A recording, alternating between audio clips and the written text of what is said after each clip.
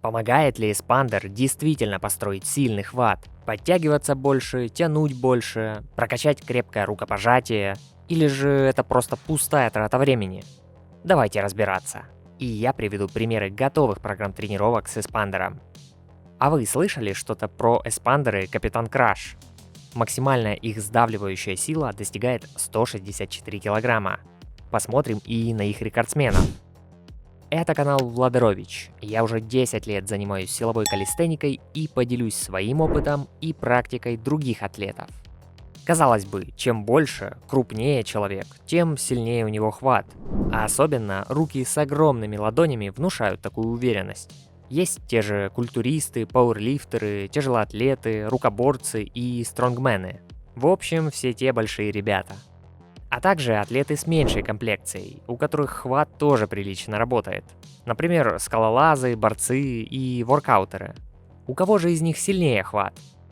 Думаю, у многих из вас есть дома резиновый или пружинный кистевой эспандер. Ну или хотя бы раз в жизни вы пробовали с ним заниматься. Чтобы понять его эффективность, давайте дадим определение силе хвата. В поисковике нет емкого ответа, но более правильным будет сказать, что сила хвата — это 4 неотъемлемых составляющие. Сила кистей, удерживающая сила, сдавливающая сила и щипковая сила. И каждое из этих направлений тренируется по-разному.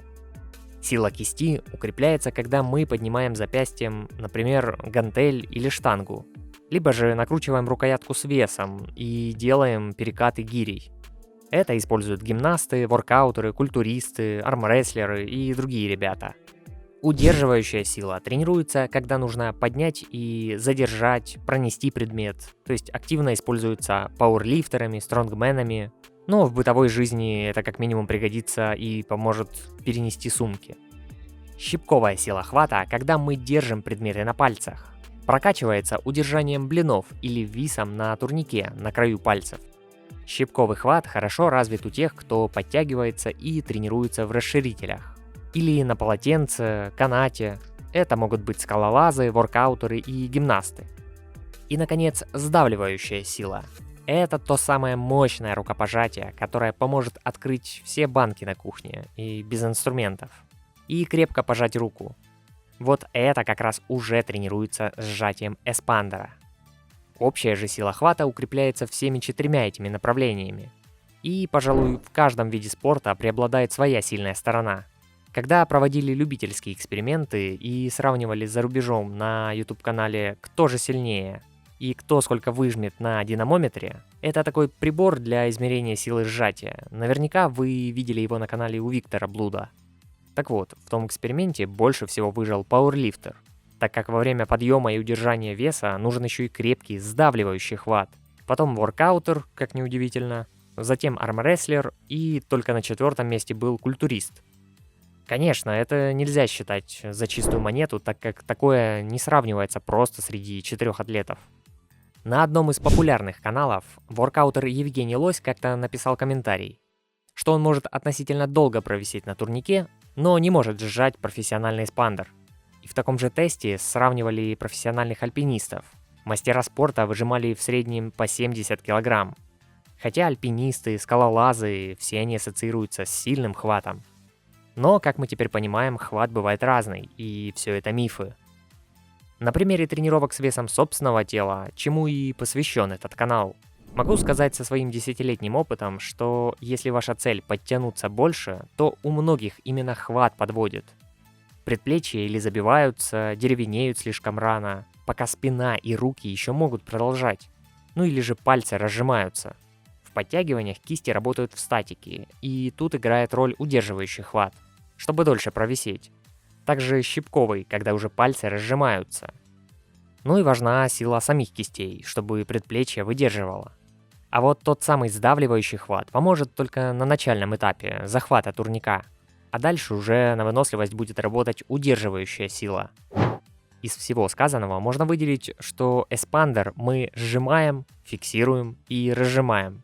То есть работаем в динамике, а вот на турнике мы сжали и держим его на статику.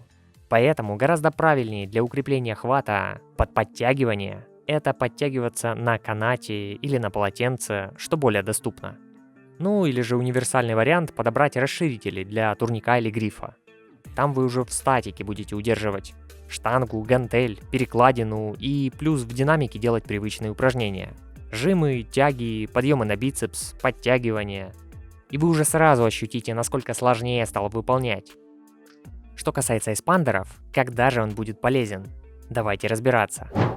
Кстати, если будет интересно составить индивидуальный план тренировок с моей помощью, обращайтесь в личные сообщения. Мой тренировочный стаж с 2011 года.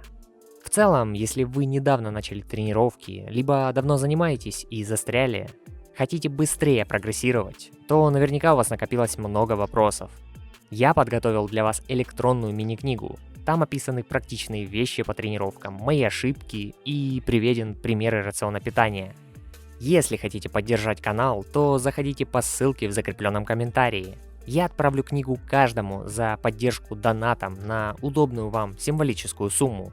Это моя мотивация улучшать контент и работать дальше.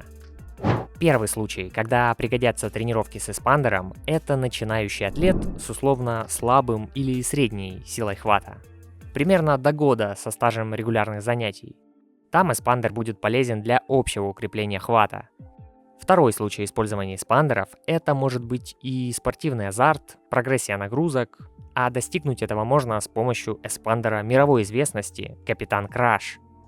Как я находил, они бывают нагрузкой на сжатие от 27 до 164 кг и обычно приобретаются комплектами.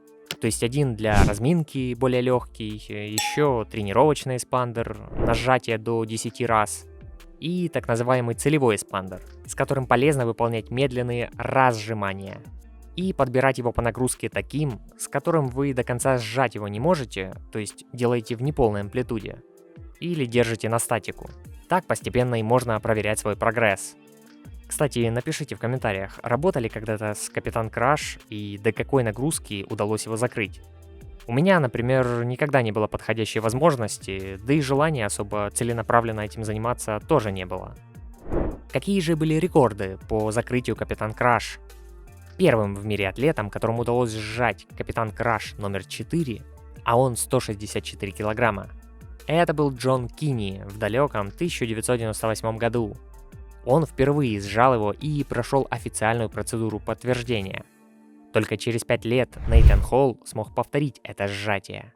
Атлет признавался, что готовился, кроме упражнений с самим эспандером, именно тренировками с расширителями грифа и гантелей. Просто он выполнял обычные упражнения в расширителях, а также дополнительно тренировал щипковый хват, удерживая блины. Все в том же 2003 году еще один атлет, Дэвид Мортон, смог по всем правилам сжать 164 килограмма. Потом еще было два человека, это Томми Хаслип и Магнус Самуэльсон, которые уделяли отдельное внимание укреплению сухожилий. Я делал отдельное видео про их тренировку. В смысле сухожилий. Это все известные атлеты, которые целенаправленно тренировались и достигли такого результата. И наконец-то давайте разберем готовый пример тренировок с обычным эспандером. Первое, что нам понадобится, это резиновый или пружинный эспандер. Вначале в идеале сделать пару разминочных подходов на 20-30 раз с более легким эспандером. Далее перейти к более жесткому эспандеру или усложнить выполнение с тем же, но согнув кисти вперед. Тем самым вы сразу же почувствуете большую нагрузку. Подобрать так, чтобы было тяжело на 10-12 раз по 3-4 подхода. Еще можно сжать эспандер и поработать кистью, наклоняя ее вперед, назад, влево, вправо в районе 15 раз. Тут уже соединяем движение со статикой. Дальше поработать пальцами на максимальное число раз, когда сжимаем эспандер, разместив его в подушечках пальцев. И в обратную сторону, на разжимание. Тут уже будет больше статическое напряжение пальцами.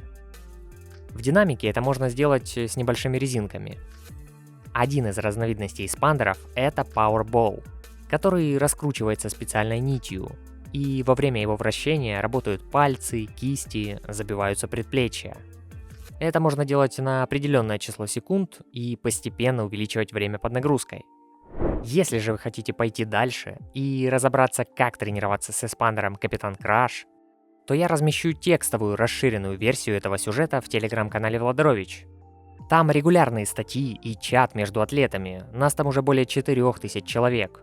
Заглядывайте по ссылке в описании. И, ребят, подписывайтесь на этот канал, ставьте лайк и пишите в комментарии, если у вас остались вопросы. Отвечать стараюсь каждому. Нажимай на плейлист на экране и смотри другое полезное видео. Атлет спит в каждом из нас, и я его разбужу. Автор сюжета Владарович.